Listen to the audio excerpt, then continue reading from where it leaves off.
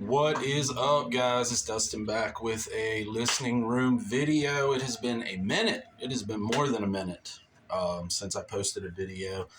And in that time, I've been thinking a lot about like where I wanted to take this channel. I know I post sporadically and not that often, but it's really hard for me to do. Well, I won't say it's really hard, but I don't really have the desire or the funds to go out and pick up every new release that comes out for the sake of talking about it. And I'm a collector of physical media, and I like to have physical versions to show when I'm talking about an album. So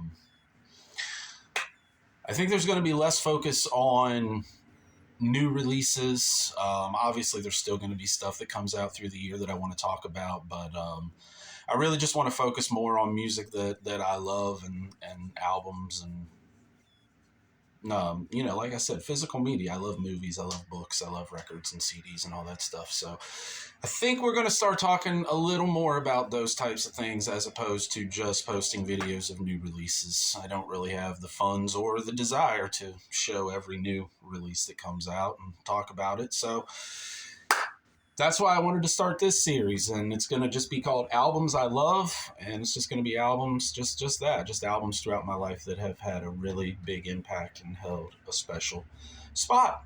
So there you go. We're going to be doing that, and I wanted to start off.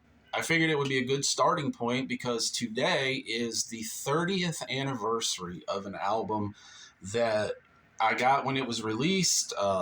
Discovered this band probably off MTV or the radio, the way a whole lot of other people did.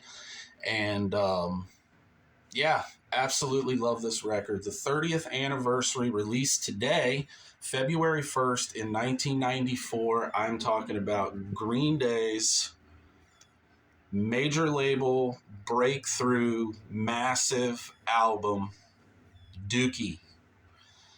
All right, this came out in 1994.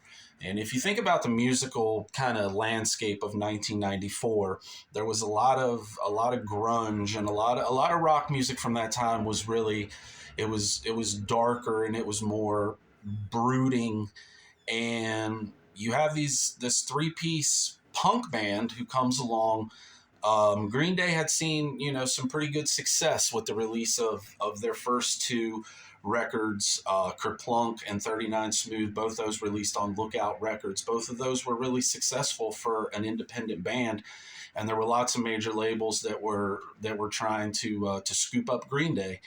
And in the end, they ended up going with Reprise Records and Rob Cavallo, who produced Dookie for the band, and is still working with the band to this day. Produced their most recent record, Saviors. That's a topic for another time. But in 1994, there was not anything that was sounding like this, at least in the mainstream. And these guys come along with this record, and it's power chords and short, 2-minute blasts of songs. And they were songs that I think this record is timeless. I think it's timeless in the fact that every single track, just about every single track on this record, is something that young people can relate to. This record deals with issues of, growing. This record is like a soundtrack for growing up, for young people. It addresses issues of, just apathy and boredom, and just really just kind of trying to find yourself and find your place is really kind of the overall, I won't say overall theme, but it's a theme that runs through a lot of the songs on this record. And this record was massively successful for the band. I think it's sold like around 20 million copies. It opened up the mainstream doors to punk rock. You hadn't heard bands play this kind of music in the mainstream really ever. And Green Day came out of the same scene as Rancid or Operation Ivy, and it really opened up the doors for bands like that for bands like The Offspring, um, and then what would eventually become pop punk and everything like that. But this is a milestone record. Absolutely fantastic album. I love this thing so much. The record kicks off with Burnout, which really just tells, from this seemingly young person's point of view, just this really apathetic feeling towards life, towards the town that he lives in. And I'm not growing up, I'm just burning out, and I stepped in line to walk amongst the dead. Like, what a great hook for the opening track on this album. It's a fantastic opener. I love the song. Having a Blast is the second track. Now, this one, I don't know how well this song would fly on a major label release today. The song deals with basically it's somebody with a bomb strapped to them that plans on killing themselves and anybody around them. In 1994, it was a different climate. We hadn't had things like Columbine, and we hadn't had mass shootings were not a thing that was on everybody's radar at that point.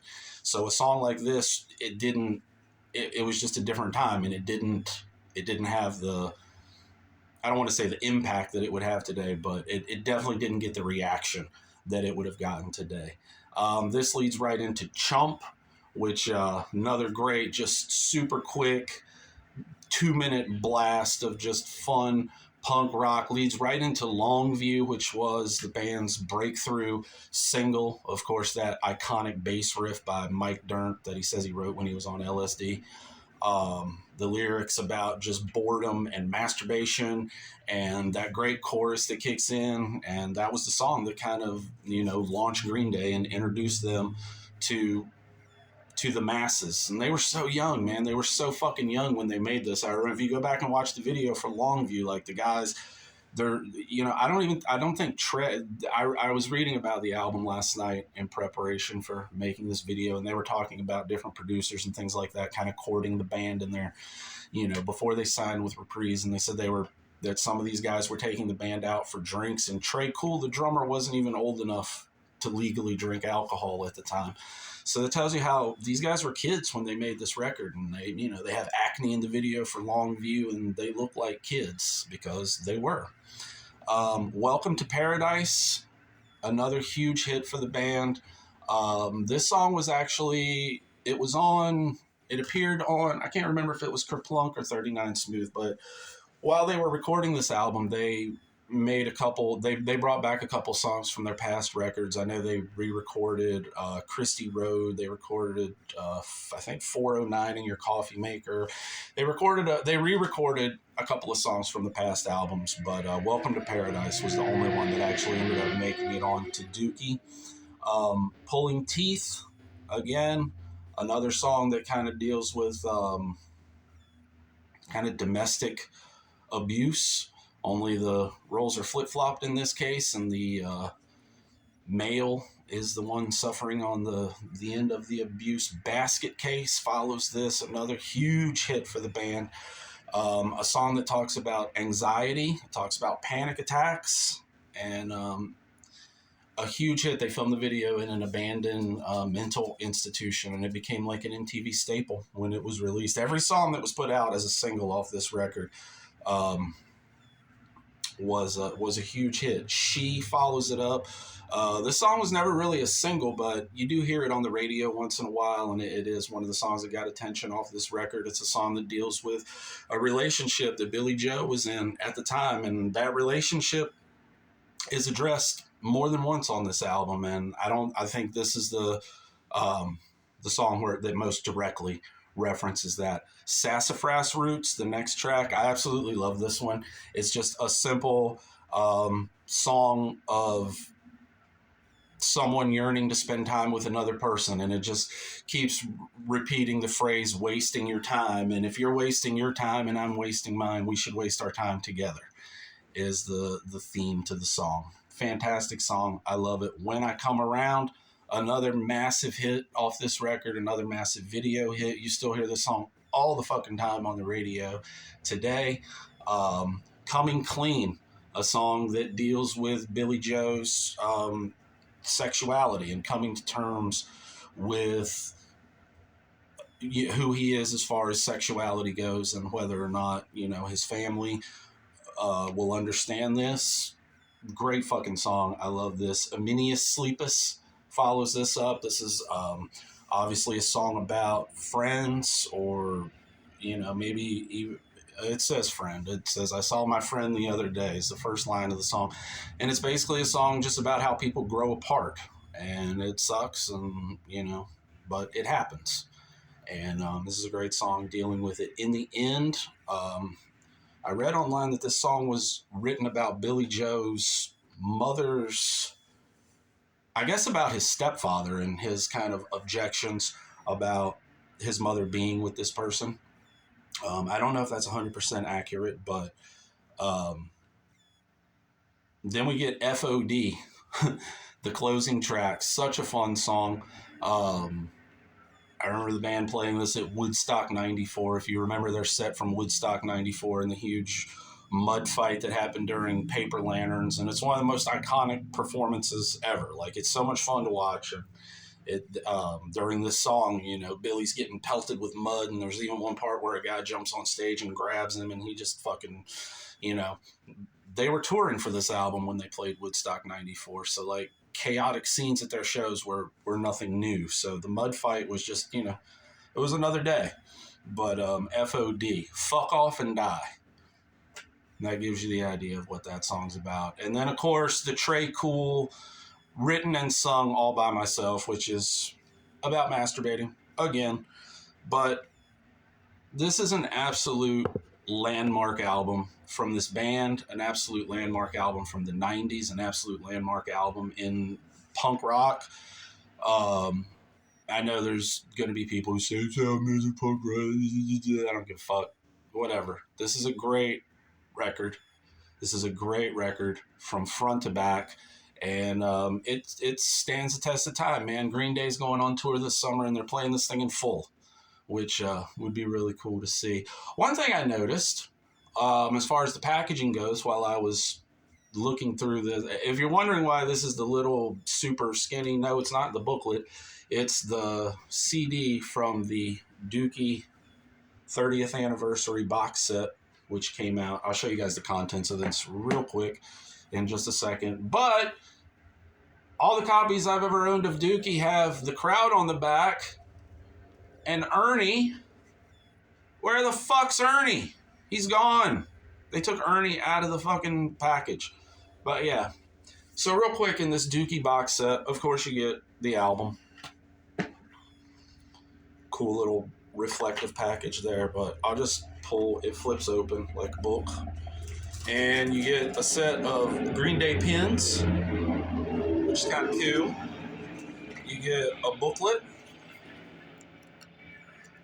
with lots of photos and infos and all that good stuff. There's an air freshener that's shaped like a turd. Says Dookie. Kind of cute. You get a couple, this is a magnet. You get a refrigerator, well, a magnet. You can put it on your refrigerator. You can put it on your car.